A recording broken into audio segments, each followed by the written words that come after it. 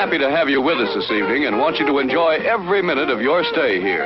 And while you relax and stretch, visit our concession where you'll find something to please you. The Clayco Theater once existed in this area right here, which is along what is now Liberty Drive, and the Clayco Theater has an interesting history.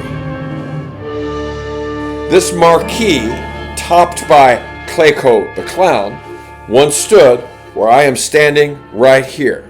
And this is only one of many theaters that residents of Liberty had the opportunity to visit.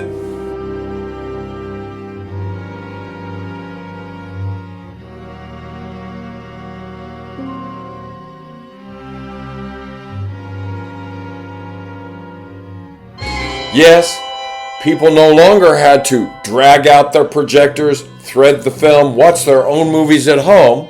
They could attend a theater in or near Liberty, as you shall see.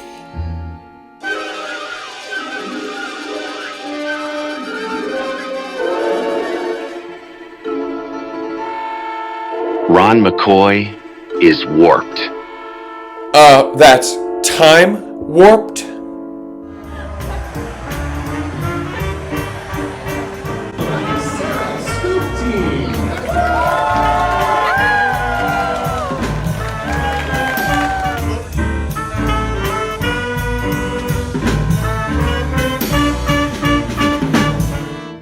And here at the end of 2025, we in Liberty have the wonderful B&B Theater that we can attend to see movies, many choices in one theater building.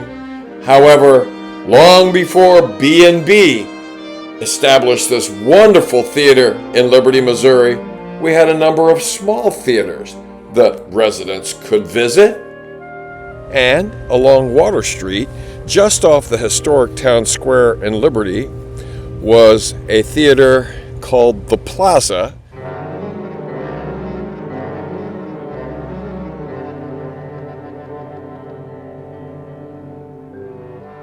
The Plaza was a single-screen theater located in downtown Liberty on South Water Street and East Mill Street. The Lyric Theater was opened prior to 1914. In 1928, it was renamed Liberty Theater. In 1933, it was renamed Plaza Theater, which was still open in 1965. It has been closed for many years. Where the Clay County Courthouse is now, and the Plaza Theater was just off Mill Street as well. You could turn right onto Water, and the next right to your right, was the Plaza Theater, located right along Water Street. Right over my left shoulder to your right was where that theater was located. Not a whole lot of theaters were located in Liberty. One of them, the Clayco Theater, existed in this area right here along what is now Liberty Drive. And the Clayco Theater was opened September 17, 1953 with Robert Ryan in Horizons West and John Payne in Crosswinds. A clown figure named Clayco was created, and his image was used throughout the drive-in. It was an atmosphere using the natural slope of the land on which the cars were parked. There was a patio with 25 seats in front of the concession projection building. Another facility was a playground in front of the 96-foot wide screen, which was made of concrete and steel. The Clayco Drive-In was closed on June 22, 1975, with Burt Reynolds in WW and the Dixie Dance Kings.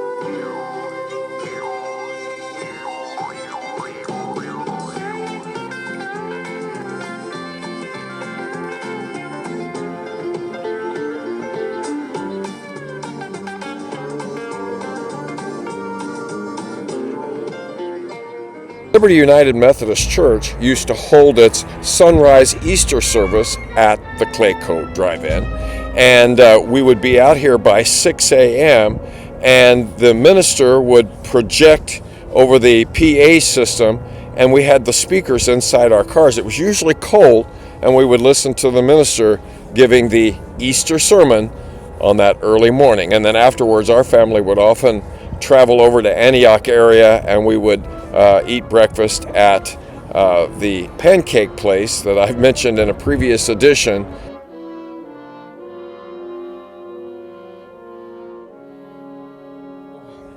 Even though the marquees have been removed, you can still see the faint outline of Twin on this once mighty sign.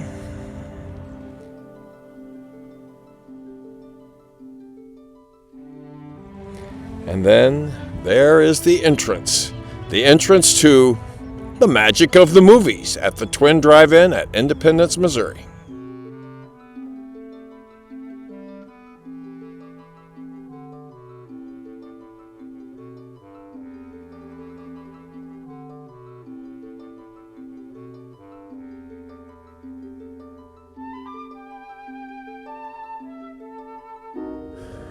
Right behind me, you can see where the ticket booths were, and then where the concession stand and also the restrooms were located, as well as the projection booth on the top of that building, all in ruins now.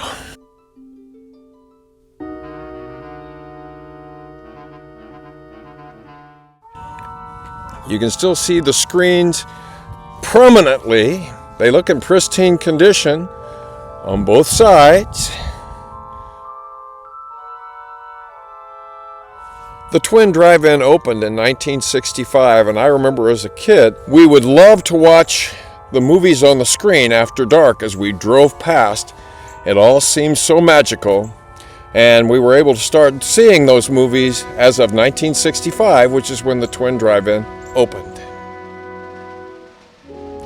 The Twin Drive-In Theater closed officially on November 17, 2024, just a little over a year ago. The Kansas City landmark is closing its doors tonight. The Twin Drive-In Movie Theater in Independence officially closes after tonight's shows. Cars pulling up to the Twin Drive-In Theater in Independence one last time Sunday night. One of the best memories is when our side 2 let out. We had everybody honking and waving and telling us thank you and goodbye. In Independence, Alan Shope, KBC9 News. And with the closing of the Twin, the only drive-in theater that's left in Kansas City area is the Boulevard Drive-In in Kansas City, Kansas.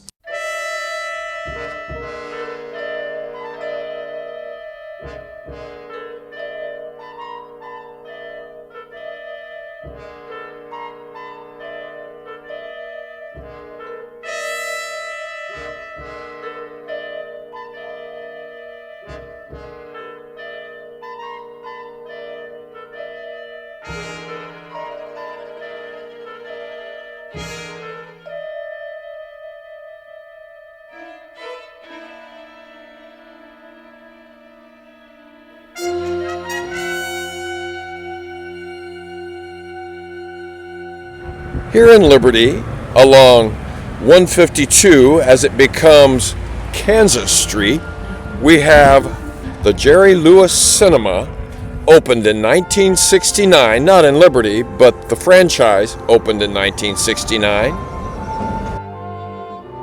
In 1969, entertainer Jerry Lewis, yes, that Jerry Lewis, partnered with the Network Cinema Corporation to form a chain of theater franchises via Jerry Lewis Cinemas. The concept was to open the possibility of theater ownership to anyone who was able to meet initial investment requirements, a $15,000 to $50,000 down payment, through franchising both individual cinemas and territories. Jerry and Company would provide the know-how, name recognition, and marketing. Franchisees would put up the money and man-hours, promising, if you can press a button, you can own a Jerry Lewis Cinema. The company appeared to be the turnkey answer to owning your own movie theater.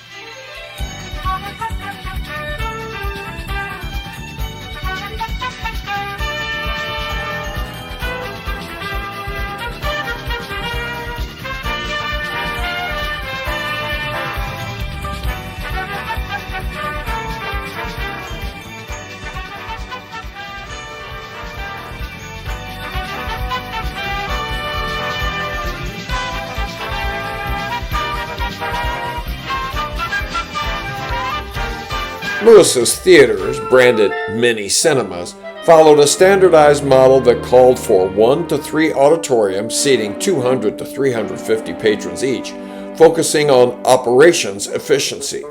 While similar to the crackerbox design of most 70s multiplexes, mini cinemas were generally a notch above their peers in decor and featured what could best be described as mid-level amenities, id est, i.e., neither cheap nor luxurious. Perhaps the key sales point to these venues was the promoted automation of projection concession and box office, which was alleged to make the theater an ease to operate. Billed as requiring as few as 2 individuals to run a theater, the Jerry Lewis business model was targeted to increase profit through lower overhead costs.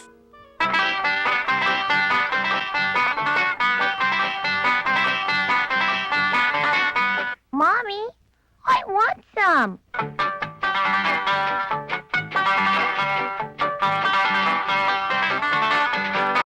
Almost as quickly as the chain had spread throughout the country, many cinemas began to fold at an alarming rate. Initially, owners cited the company's policy of only booking family-friendly films as the trouble spot, but the decline continued even after the policy was expanded to include more competitive booking practices. The finger-pointing then turned to the company's lack of continued support and lackluster marketing of venues, with owners feeling that they were left out in the cold once a cinema had been purchased and opened. Additionally, owners had discovered, much to their dismay, that the push-button automation fell well short of what was advertised, leaving many sites in a continuous state of chaos. The end result of all these issues being a growing series of lawsuits and the company grinding to a near halt towards the close of the decade. By 1980, the chain was completely defunct, with both Jerry Lewis and the National Cinema Corporation filing for bankruptcy.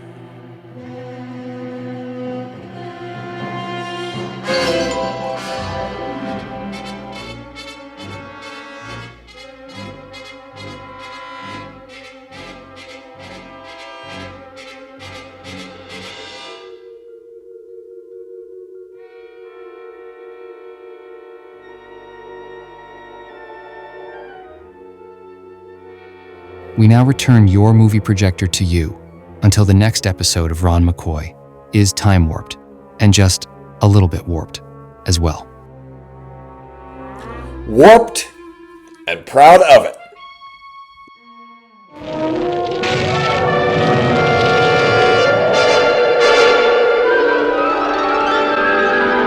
Oh, I'm being pulled into another fantastic adventure somewhere along the infinite corridors of time.